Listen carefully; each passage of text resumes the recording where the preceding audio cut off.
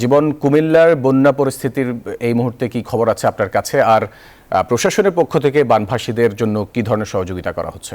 ধন্যবাদ জানাচ্ছি। সেই সাথে কুমিল্লা বন্যা পরিস্থিতির বিষয়ে যদি আমি জানাই, কুমিল্লার বুড়িচং উপজেলা থেকে কিন্তু পানি নেমে গেছে এবং সেই নেমে যাওয়ার ফলে কিন্তু ফুটে উঠেছে বুড়িচং উপজেলার বিভিন্ন সড়ক। যে ক্ষয়ক্ষতি হয়েছে সেই ক্ষয়ক্ষতি কিন্তু দেখা যাচ্ছে। এই পানিতে কিন্তু সড়কের ব্যাপক ক্ষয়ক্ষতি হয়েছে, এখানে যানবাহন চলাচল কিন্তু ব্যাহত হচ্ছে। সেই সাথে কিন্তু আসলে বুড়িচং এর বাইরে যে সকল উপজেলাগুলো রয়েছে, নাঙ্গলকোট, লাকসাম, ময়নারগঞ্জ, সেখানে কিন্তু এখনো কিন্তু বন্যার পানি নামে নাই। সেখানে কিন্তু পানিবন্দী লাখো লাখো মানুষ কিন্তু পানিবন্দী অবস্থা রয়েছে। এবং ত্রাণ সামগ্রীর বিষয় যদি আমি বলি, যে ত্রাণ সামগ্রী কিন্তু আসলে পর্যাপ্ত পরিমাণে পাচ্ছে না, কারণ ওই যে সকল এলাকায় পানিবন্দী মানুষ রয়েছেন তারা কিন্তু আসলে পানিবন্দী অবস্থায় জীবনযাপন করছেন। তবে আমি এই মুহূর্তে বুড়িচং এলাকায় আছি, এখানে কিন্তু সাধারণ মানুষ কিন্তু সীমাহীন কষ্ট পোয়াচ্ছেন। পানি নেমে যাওয়ার ফলে কিন্তু অসংখ্য ঘরবাড়ি ক্ষয়ক্ষতি হয়েছে, সেটাও কিন্তু আমরা দেখেছি। আমি একটু কথা বলতে চাচ্ছি এখানকার যারা আছেন, আপনার কাছে কিন্তু জানতে চাচ্ছি সড়কের কেমন ক্ষয়ক্ষতি হয়েছে এই বন্যার পানিতে। বর্তমানে পালপাড়া থেকে বুড়িচং পর্যন্ত পুরাটাই কিন্তু ভাঙ্গা।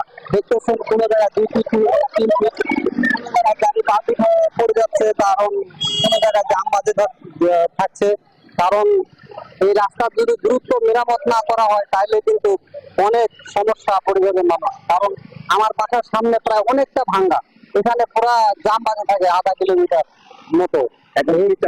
ভরসা আমাদের। আমি চাচ্ছি সরকার যেন এই রাস্তাগুলা দ্রুত ঠিক করে, না হলে এই রাস্তা বিশ্ব রোডের মতো গাড়ি চলাচল করে এই বুড়িচং থেকে কুমিল্লা পর্যন্ত।